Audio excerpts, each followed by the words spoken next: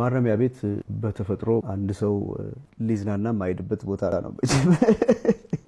ቴዲ አፍሮ 100,000 ብር ከፍሎ ከእስር ቤት ያስወጣው የግራፊክስ ባለሙያው ወጣት ዳዊት ሰለሞን ማኔ ቴቄል ፋሬስ ሲል መልእክቱን አስተላልፏል። በአማርኛው ተቆጥሯል፣ ተመዝኗል፣ ተከፍሏል። ይህ የእግዚአብሔርን ፍርድን የሚያመለክት ትርጉም ያለው ነው። ቴዲ አፍሮ 100,000 ብር ከፍሎ ወጣቱን ዳዊት ሰለሞንን ከእስር ቤት እንዲፈታ አድርጎታል። ከምንም በላይ አንድነታችን አስፈላጊ ነው። ይህንን የትኛው የኢትዮጵያ አርቲስት ለማን ያደርጋል? የቴዲ አፍሮ ሰዋዊነት እጅግ ከፍ ያለ ነው። ውለታ የማይረሳ ሰው በሰዎች ልብ ለዘላለም ይኖራል።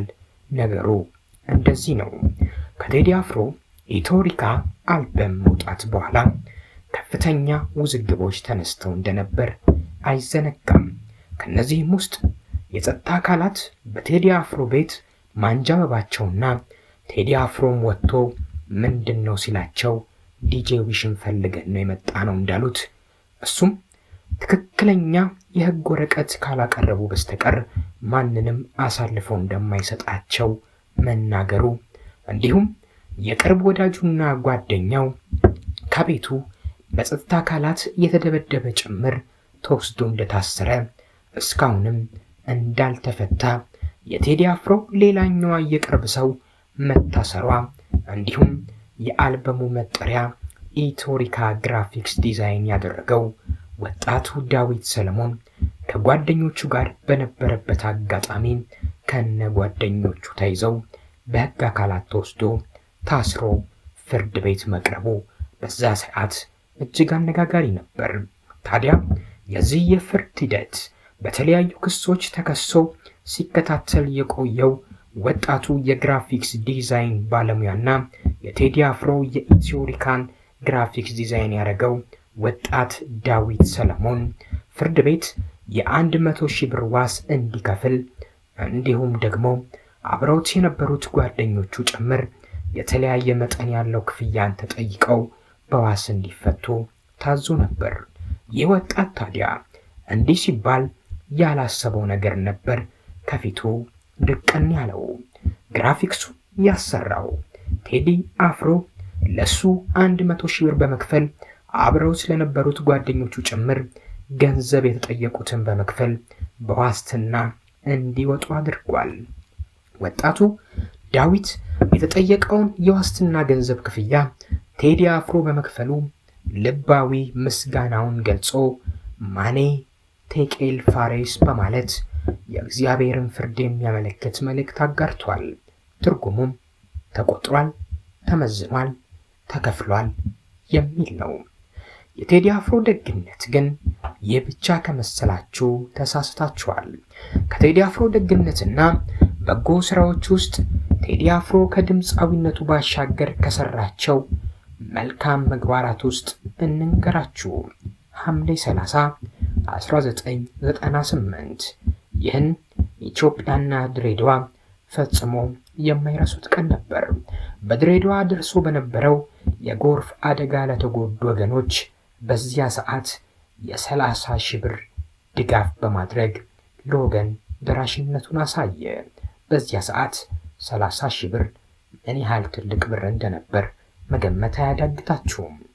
ጥቅምት 1 2002 ኤልሻዳይ የልጆች ማሳደጊያ ባዘጋጀውና ከ50,000 በላይ በተገኘበት የአዲስ አበባ ስቴዲየሙ ኮንሰርት ከ1 ሚሊዮን ብር በላይ አሰባስቦ ለእርዳታ ድርጅቱ አበረከተ። በዕለቱም ለአበበሽ ጎበና ህፃናት ማሳደጊያ 100,000 ብር ለይልማ ገብረአብ የወርቅ ብዕርን ሸልሟል። ጥቅምት 23 2002 በህመም ላይ ትገኝ ለነበረችው ማናልሞሽ ዲቦ መታከሚያ ይሆን ዘንድ የ20,000 ብር ድጋፍ አበርክቷል። ቴዲ አፍሮ አይነገርለት እንዲነገርለት አይፈልግ እንጂ ደግነቱ የሚያባራ አይደለም። ጥቅምት 17 2004 በፑንትላንድ አደጋ ሊያደርሱበት በሞከሩት ሶማሊያዊ ላይ በወሰደው የመከላከል እርምጃ አንድ ሰው በመግደል ሌላኛው በመቁሰሉ በሞት እንዲቀጣ ወይም ገንዘብ እንዲከፍል ተወስኖበት የነበረው ኢትዮጵያዊው አስመሮም ኃይለ ሥላሴ ሊገደል 20 ደቂቃ ሲቀረው ቴዲ አፍሮ 700 ሺህ ብር ከፍሎ የሞት ቅጣቱን አስቀርቶለት ወደ ሀገሩ እንዲመለስ አድርጓል። ጥቅምት 17 2004 ለኢትዮጵያ አካል ጉዳተኞች ማህበር 200 ሺህ ብር ድጋፍን አድርጎ ለማህበሩ ያለውን አጋርነት አሳይቷል። ማህበሩም የምስጋና ምስክር ወረቀት ለቴዲ አፍሮ ሰጥቶታል። የ4 ኪሎ ወጣቶች ባልባሌ ስፍራ ይርቁ ዘንድ በአባቱ ስም ተቋቁሞ ለነበረው የእግር ኳስ ቡድንም ለ4 ዓመታት በየዓመቱ ግማሽ ሚሊዮን ብር ድጋፍ ሲያደርግ ኖሯል። በራሱ አነሳሽነት ወይም በራሱ ተነሳሽነትም ለአርቲስት አበበ መለሰ ኮንሰርት በማዘጋጀት የአርቲስቱን ሕይወት ከህልፈት መታደግ ችሏል። ቴዲ አፍሮ በዚህ ልክ ዝምተኛው በጎ ሰው ነው። ጥቅምት 2005 ቀድሞ ይማርበት ለነበረው ቤተልሔም ትምህርት ቤት የኮምፒውተር እና የሙዚቃ መሳሪያ ድጋፍንም አድርጓል። በተለያዩ ጊዜያት በተዘጋጁ ዝግጅቶች ላይ እንደዚሁም እዛው ድረስ በመሄድ ለወይዘሮ አበበች ጎበና ህፃናት ማሳደጊያ ከ100 ሺህ ብር በላይ የገንዘብ እርዳታ አድርጓል። ባለቤቱ አምለሰት ባስመረቀችው አረንጓዴ መሬት ዶክመንታሪ ፊልም ምርቃት ላይ በእንጨት ለቀማ ይተዳደሩ ለነበሩ እናት የ20 ሺህ ብር የገንዘብ ሽልማትን አበርክቷል። የኮሮና ቫይረስ ስርጭትን ለመከላከል በቀረበው ጥሪ መሰረትም 1.2 ሚሊዮን ብር ሰጥቷል። ይህ ብቻ ሳይሆን በተለያዩ የሀገራችን ክፍሎች ዜጎች ሲፈናቀሉና ሲቸገሩ ስሙ በአደባባይ ይነሳ እንጂ የተለያዩ እርዳታዎችን አድርጓል። ቴዲ አፍሮ ከቡራዩ ለተፈናቀሉ ወገኖች የ1 ሚሊዮን ብር ድጋፍ አድርጓል። በቦረና በድርቅ ምክንያት ለተጎዱ ወገኖችም የ1 ሚሊዮን ብር ድጋፍን አድርጓል። በጎፋ ዞን በደረሰው አደጋ ለተጎዱ ወገኖች የ1 ሚሊዮን ብር ድጋፍ ድምፃዊ ቴዲ አፍሮ ከጥበብ ስራው ባሻገር እሱ እንዲነገርለት ባይፈልግም ለወገኖቹ በጎ ስራ ለመስራት እንዲሁም አብረውት ለሚሰሩትና አብረውት ለሰሩት ሁሉ በጎ መሆን ልምዱ ነው። እነሆ ዛሬም የኢትዮሪካ ግራፊክስ ዲዛይን ያደረገለትን ይህንን ወጣት በእስር ቤት ሲታሰር ዞር ብሎ አይቶታል።